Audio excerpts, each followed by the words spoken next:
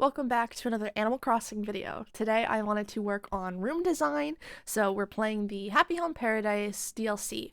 Now when I'm choosing which room I want to build, there's two criteria that I mainly look at. The first is the theme to see if it inspires me in any of the builds that I want to do, and secondly, it is how cute the villager is. We had some not so cute villagers, but we had a decent amount of ideas. The ones available were beauty salon, trees, arcade, office, and baskets.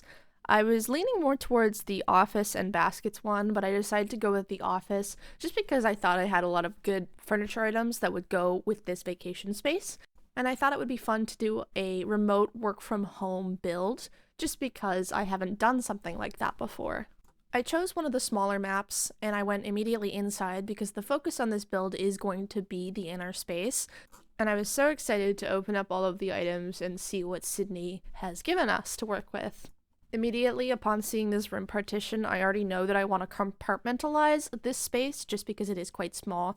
I'm going to try to break it up and make it into different sections that I can work with. So I put that right in the middle of the room. I kind of got ahead of myself adding different office furniture pieces, so I took a step back to choose the appropriate wallpaper and flooring for this space. I really struggled choosing all of the options of the wallpapers and the floor. Originally, I wanted to go with this dusty purple carpet, but because Sydney is such a bright purple herself, I ended up going back to the default hardwood floor and added a pop of color with a pastel blue wallpaper. The main space I wanted to focus on was the desk or study area, so I started by going through the different options to see what color codes I could get. I was really wanting to do a bright white space, and I also like this study corral for like a separate working space that can give you a different option if you don't want to work in the same spot all day. My productivity at work skyrockets when I move around in different workspaces, so I really wanted to highlight that feature in this build and have different options for Sydney to work, since she won't be stuck at her regular office desk. I really liked the idea of a grand main desk, but the cream color of the chair and the white of the desk didn't really match, so I ended up getting rid of the chair to try to find something that looked a little better against the main desk. I thought about doing like a green theme since there's that green plant that will be in the division, but I didn't love it on the right side with the den desk, so I only left the green chair in the left side. I really tried to make this den desk work. I deleted it and I brought it back a couple of different times looking at different options for the furniture I had, and I did find this little dolly that was perfect for papers and whatnot, as well as this bookshelf, which I tucked into this corner over here. I finally found a chair that matched the den desk color, but unfortunately it was not meeting the grandeur of the desk since it was a folding chair, so I just moved on from the idea of the main desk, hoping that I could figure it out later. I started by adding a bunch of different office pieces just to start really bringing in the vibe, as well as adding some wall decorations and useful items that you might find around an office space. On the walls, we have an AC, a TV, a telephone, a clock, and an intercom, just in case anyone was to visit. So I spread those on all of the different walls and decided that I liked the intercom where the bookshelf was, so I ended up rearranging that in a minute. Each wall had one or two items, so it didn't overpopulate the space, but didn't leave any walls blank. And I tried to put the items where I would expect them to be, like the AC at the top, the intercom right next to the door, and then the telephone within reach of the main desks. In the space where the bookshelf used to be, I put the rolling whiteboard. It did obscure a bit of the intercom, but you could still like move it. And then I started distributing all of the items that I put on the floor around the space. In the back, I tried to make a little workspace with the photocopier and the water cooler, but ultimately I removed the fax machine because it just didn't fit on that little dolly. And by placing the waste paper basket next to the desk, I have all of Sydney's included items completed. I did have to move the telephone again to the other desk just because it was behind the waste paper basket, and it was kind of weird if you were like standing there and talking to someone on the phone, you'd have to reach over the basket. But I also think it works really well next to the other desk. The floors were looking a little bare, so I started going through and seeing if I could add some carpets. And I found this wood tile that I wanted to try to make a section that looked raised on the left, but they didn't connect the way I wanted to, so I had to go through and undo all of those tiles and replace anything that I accidentally deleted.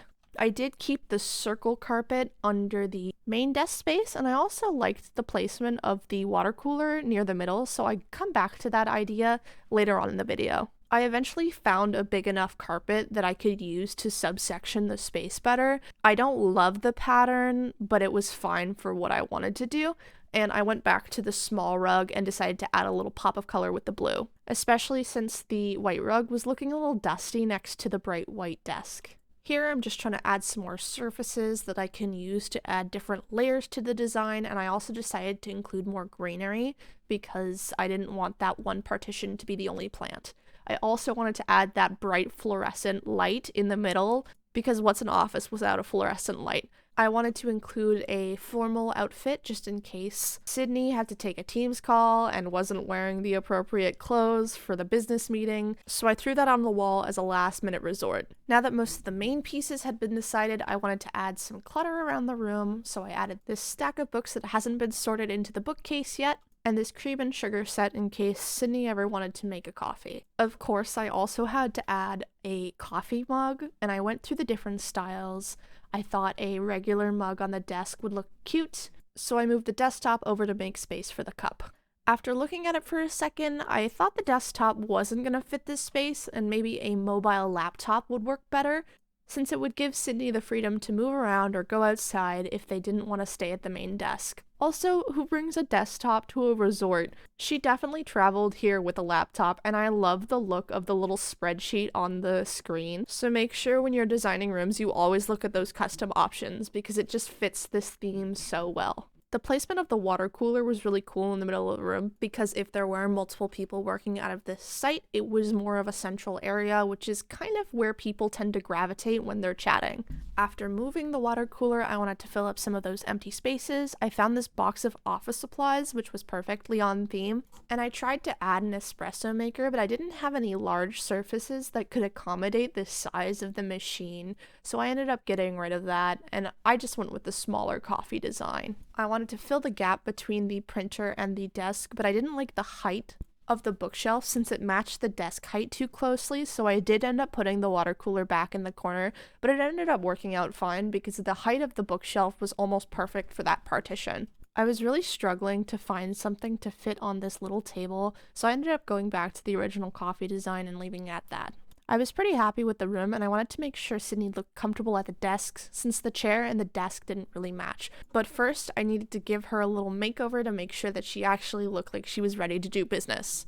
I went for a little business casual, almost an airport look, so that she still looked relaxed, but was still appropriate for the workspace. And now seeing her sit at the desk, the brightness with the carpet and the brightness of her fur definitely clashed, so I went back to the dull white carpet so that your eye wasn't drawn too strongly to that one corner of the room. And with that last change, I think we're done with this space.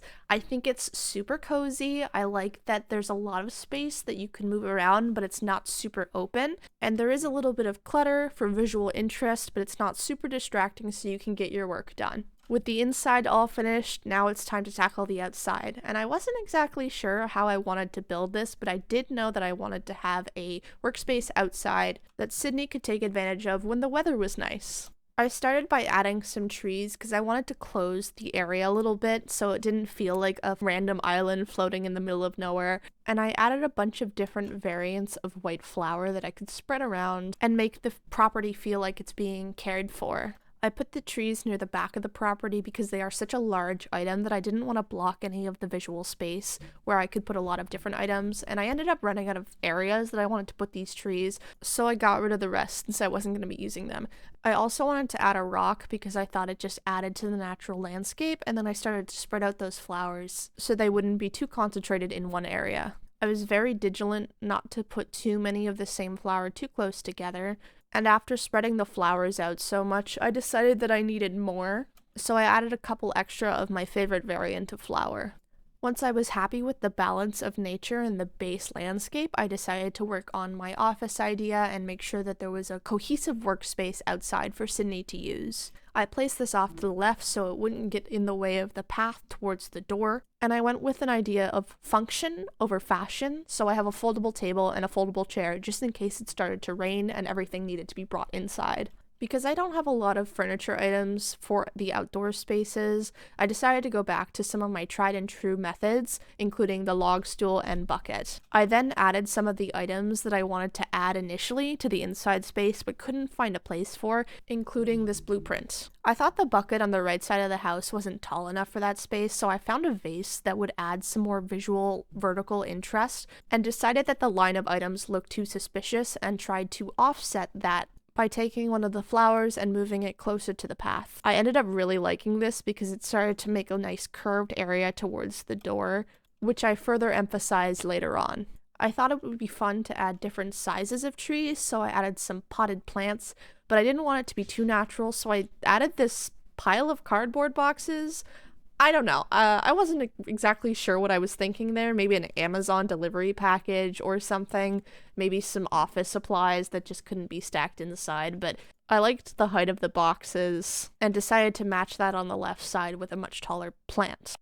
I thought about putting the log stool in front of that plant, but then I decided that I think it would look better on the right side of the boxes and moved it over there instead. There's not a lot of small items that fit on top of the log as nicely as this candle, and it's something I'll go back to each and every time I do a build, so I did use my comfort pick and put the candle on top of the log. I then added another landscape piece and thought that I needed some weeds just to add more texture to the grass, and this is where that pathway started really coming together and really carving that path guiding you towards the door. I thought it was such a cute little design, and it also didn't take away from the waterfall in front, so I used that on all sides of the build.